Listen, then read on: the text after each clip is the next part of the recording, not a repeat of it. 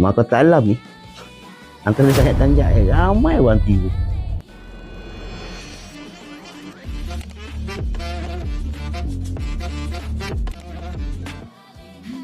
Ramai orang tiru.